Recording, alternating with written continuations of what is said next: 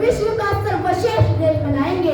इन पंक्तियों के माध्यम से अपनी वाणी को यहीं पर विराम देती हूँ कि सुर में सुंदर है, जग में सबसे नाम है, जहाँ जाति भाषा से बढ़कर देश प्रेम की धारा है। निश्चल पावन प्रेम पुराना है, ये भारत देश हमारा है, ये भारत देश हमारा है।